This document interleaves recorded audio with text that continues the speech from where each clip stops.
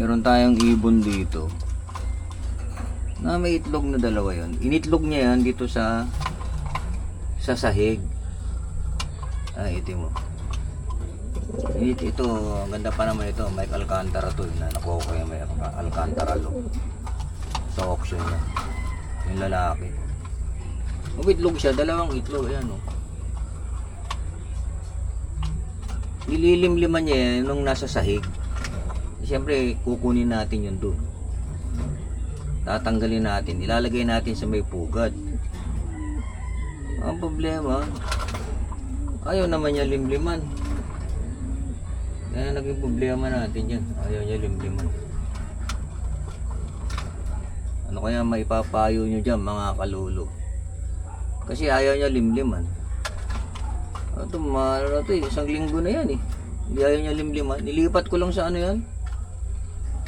Nilipat ko lang yan sa ano, doon sa pugad. Kasi nandito sa lapag, nililimliman niya nung nasa lapag. Ang problema, nung nilipat ko na roon, ayaw naman niya limliman. Paki-comment na lang dyan sa comment box kung anong maganda kong gawin dito, mga kalolo. Sayang, ganda pa naman ng ano to, nung ano yung tatay. Ano yan, galing kay Mike Alcantara loop yan, napanalunan ko sa auction.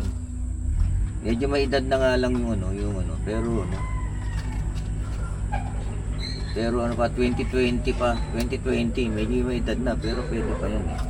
Kasi, yan o, napaitlog niya nga, dalawang beses nang nangitlog to eh. Nung una, nabugok. Tapos ngayon, ito, sayang. Nakapanginayaw, ay, ang hirap mag-break.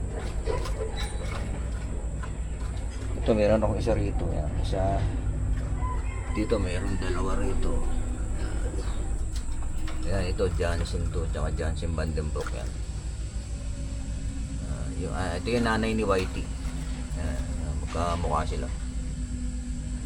Dito, Drapa to, tsaka African Black Eagle. May anak silang isa. Nalit yung anak nila eh. Yan, isang ano lang. Nabugok yung isang itlog nila. Ito, Rasquero line ito. Tapos itong kapartner niya, alam ko ano to, Tigaraw finisher. Hindi pala, Gilead Maisian look pala to. May digong Bernasa, Pearl then open, ganun. Bernasa.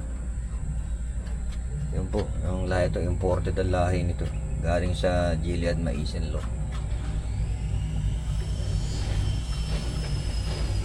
Ito kaya to kay ano yan, Mike Alcantara look natin nakuha, napadalo natin sa auction. Mahalang kuha ko rin sa mga to, tsaka ito ano yan, kasi auction labanan gusto ko makakuha ng linyada kahit na may edad, ilabanan ko ng auction. Ito okay ito kasi may dalawa silang itlog, nililimliman ako. Ito kakalasin natin to.